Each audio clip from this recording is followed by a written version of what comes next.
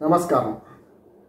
ఆంధ్రప్రదేశ్ రాష్ట్రంలో ఉచిత ఇసుక పాలసీ విఫలమైందా సఫలమైందా అని బేరీజ్ వేసుకుంటే 100 రోజుల పరిపాలన తర్వాత కొన్ని విషయాలు మనకు స్పష్టమవుతున్నాయి.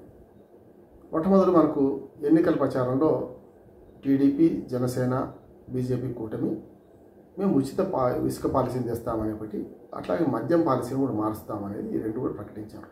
మేనిఫెస్టోలు చెప్పారు కూడా. మీకు ఉచిత ఇసుక ఇస్తాం అని అందరికీ ప్రచారం చేసింది, మేనిఫెస్టోలు పెట్టింది కూడా.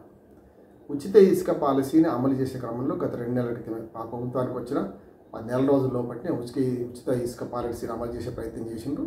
మొదట్లో కొంతవరకు హల్చల్ చేసింది, కాదంటలేదు. కానీ ఇవాళ గ్రౌండ్ రిపోర్ట్ 100 రోజుల తర్వాత పరిపాలన తర్వాత సుమారు 3.5 నెలలు కావస్తుంది ప్రభుత్వానికి వచ్చి. 3.5 నెలల తర్వాత మనకు అర్థమవుతుంది ఏంటంటే ఉచిత ఇసుక అందుబాటులో లేదు. ప్రధాన పత్రికలే అంటే మొన్నటిదాకా ప్రభుత్వాన్ని అంటే ప్రతిపక్షంలో ఉన్నప్పుడు ఈ కూటమిని సపోర్ట్ చేసిన పత్రికలు మళ్ళీ అధికారంలోకి వచ్చినాక కూడా ఉచిత ఇసుక పాలసీ అద్భుతం, అమోఘం అని కీర్తించిన పత్రికలే ఇవాళ ప్రతిపక్ష పార్టీల పత్రికలు కూడా ఇవాళ పార్టీల పరంగా చీలిపోయినాయి. కనుక ఎన్డీఏ కూటమికి అనుకూలంగా ఉన్న ప్రభుత్వానికి అనుకూలంగా ఉన్న పత్రికలే ఇవాళ ఎలుగెత్తి చాటుతున్నాయి. నేను క్షేత్రస్థాయిలో కూడా కొందరు మిత్రులతో తెలుసుకున్నది ఏంటంటే ఎక్కడికక్కడ కొన్ని అయితే ఇసుక రీచులు మూసేశారు మొత్తమే. అంటే ఇసుక రీచుల్లో 1 టన్ను ఇసుక కూడా లేదు. అంటే చాలా రోజుల నుంచి అది మూతపడ్డది. అంటే ఉచిత ఇసుక పాలసీకి అర్థం ఏంటిదంటే ఇసుక అందుబాటులో ఉండాలి కదా ఒకటి. రెండవది ఉచిత ఇసుక అని పేరు పెట్టి మొదట్లోనే చాలా విమర్శలు వచ్చినాయి. దీనికి వాళ్ళు ట్రాన్స్పోర్టు ఇవన్నీ కలిపి రకరకాలుగా వేస్తే కొంత వసూలు చేశారు. అది మంచిదే, నష్టమే లేదు. అస్సలు లేకుండా ట్రాన్స్పోర్ట్ ఇంటి ముందరే తీసుకుపోయారు కదా. ఇసుకకు డబ్బులు లేవు కానీ ఇసుక ట్రాన్స్పోర్ట్కు డబ్బులు ఉన్నాయని చెప్పారు. అప్లికేషన్ పెట్టుకోవడం, ఆన్లైన్లో స్లాట్ బుక్ చేసుకోవడం ఏదో ఉన్నాయి. కానీ ఆన్లైన్ స్లాట్ బుకింగ్ కూడా కొన్ని పొరపాట్లు ఏం జరుగుతున్నాయంటే ఇప్పుడు మీకు ఏజెంట్ ట్రైన్ టికెట్ రిజర్వేషన్ చేసిన దానికి, అట్లాగే కొందరు తిరుమల తిరుపతి దేవస్థానం 300 రూపాయల టికెట్టు, ఆర్జిత సేవలు ఉంటాయి కదా, ఆర్జిత సేవల టికెట్లు కూడా వాళ్ళు ప్రొఫెషనల్గా తక్కువ చేయగలుగుతారు. కానీ సామాన్యుడు వాళ్ళు ఈ ఆన్లైన్ సేవలను పూర్తిగా ఆన్లైన్ సేవల్లో ఈ స్లాట్ రిజిస్ట్రేషన్లు బుకింగ్ కానీ తొందరగా చేసుకోలేరు. ఇటువంటి వాళ్లకు ఇప్పుడు ఇంకా ఇబ్బంది అవుతుంది. అంటే ఇసుక పాలసీలో ఖచ్చితంగా ఆన్లైన్ రిజిస్ట్రేషన్ మంచిదే, కాదని లేదు. కానీ ఆన్లైన్ రిజిస్ట్రేషన్లో కాకుండా తిరుమల తిరుపతి దేవస్థానంలో ఎట్లాగూ కొన్ని టికెట్లు ఫిజికల్గా అమ్ముతున్నారో అట్లా చేస్తే క్యూలో నిలబడ్డ పేదవాడు ఎవరైనా నిలబడి తీసుకోవడానికి అవకాశం ఉంది. ఇప్పుడు పెద్ద లోపం ఏంటంటే మొట్టమొదటి ఈ ఇసుక ఫ్రీ పాలసీ మంచిదే అయినా దానిలో షరతులు వర్తిస్తాయని కొని పెట్టడం, అట్లాగే ఇసుక రీచుల్లో ఇసుక లేకపోవడం. ఇప్పుడు ఈ వర్షాకాలంలో సామాన్యంగా జరిగేది, కానీ చాలా ఇసుక లేదు కానీ అమ్మేవాడి దగ్గర ఉంది. ఎట్లా వస్తుంది అక్కడి నుంచి ఇసుక అనేది సమస్య. అంటే బ్లాక్ నడుస్తుందని మనకు అర్థమవుతుంది. మీరు చూడండి, ఇసుక రీచుల్లో చాలామందికి ఆనాడు వైసీపీ పాలనలో అన్యాయం జరిగిందని ఆక్రోశించిన ఇదే పాలకులు ఇవాళ మళ్ళీ ఎమ్మెల్యే రాజ్యంలో మళ్ళీ అదే జరుగుతుంది కదా, ఇసుక రీచులను కబ్జా పెట్టుకొని వాళ్ళు అక్రమంగా అమ్ముకుంటున్నారని అర్థమవుతుంది. అంటే మీరు ఆన్లైన్ ఇసుకను బుక్ చేసుకున్న తర్వాత కూడా వాళ్ళు అక్కడికి పోతే ఇసుక లేకపోవడం, ఉన్నా కూడా మొదలు అంటే అయిన వారికి ఆకుల్లో కాని వారికి కంచాల్లో అనే సామెత ఉంది కదా, అట్లా చేస్తున్నారని అర్థమవుతుంది.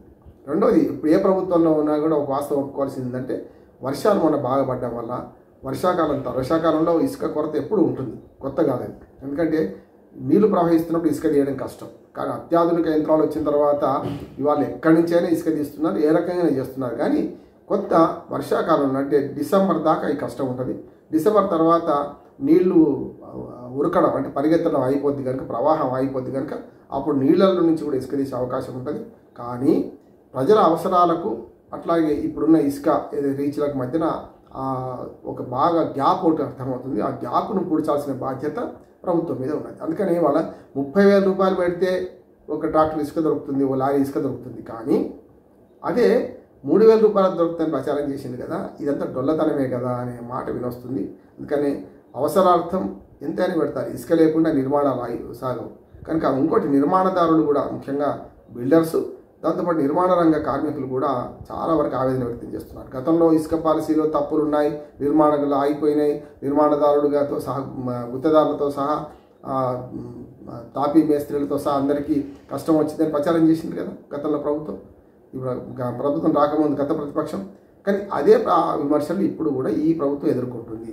ఈ ప్రభుత్వం ఎదుర్కోవాల్సిన అవసరం వచ్చింది. దీన్ని మెల్లగా లూప్ లైన్లో నుంచి మెయిన్ లైన్లో పెట్టాలి. విమర్శలు ప్రతి విమర్శలు సహజమే కావచ్చు. ప్రభుత్వాలు మారుతుంటాయి, పార్టీలు మారుతుంటాయి. కానీ ఇప్పుడు చేయాల్సిన పని ప్రభుత్వం మీద బాధ్యత ఏంటంటే ఇసుక రీచుల్లో కనీసం ప్రమాణాలతో రోజు ఆ ఇసుక రీచులు ఎండిపోతాయి. దాన్ని కనీస ప్రమాణాలతో అక్కడ అందించాల్సిన అవసరం ఉంది. విజయనగరం ఇసుక రీచ్ సంగతి చూసాం మనం. మొత్తం అంతా క్లోజ్ అయింది. విజయనగరానికి రోజు 300-400 లారీలు అవసరం అవుతాయి, విజయనగరం పట్టణానికే, జిల్లాగా. అటువంటి చోట కూడా ఇవాళ ఇసుక రీచ్ ఒక్క టన్ను ఇసుక లేకుండా మొత్తం వే బ్రిడ్జ్ కూడా మూసేసి ఆ పక్కన తొంగి చూసే పరిస్థితి లేదంటే ఇవాళ ఇసుక పాలసీలో ఈ ప్రభుత్వం విఫలమైందని అర్థమవుతుంది. ఇప్పటికైనా సరే దీని మీద మళ్ళీ మంచి నిర్ణయం తీసుకొని ఇసుకను ప్రజలకు అందుబాటులో ఉంచడం, అవసరమైతే 10 రూపాయలు పెట్టినా దొరికేటట్టుండాలి ఇసుక. ఇవాళ 1000 రూపాయలు పెట్టినా ఇసుక దొరకకపోవడం వల్ల ఇబ్బంది పడుతున్నారు కనుక నిర్మాణ రంగ కార్మికులు నష్టపోవద్దు, నిర్మాణ రంగం నష్టపోవద్దు. ఆదాయం తెచ్చే మార్గం ముఖ్యంగా వ్యవసాయం తర్వాత ఎక్కువ ఉపాధి కల్పించేది నిర్మాణ రంగమే కనుక నిర్మాణ రంగానికి చేయూతనివ్వాలి. ఇసుక ఆగిపోతే ఒక ఇసుక మీదనే దెబ్బ పడదు. నిర్మాణ రంగంలో ఇసుక ఆగిపోతే స్టీలు అమ్ముడు పోదు, అట్లానే సిమెంట్ అమ్ముడు పోదు. ఇసుక లేకుండా ఈ సిమెంటు స్టీల్ ఏం చేసుకుంటారు?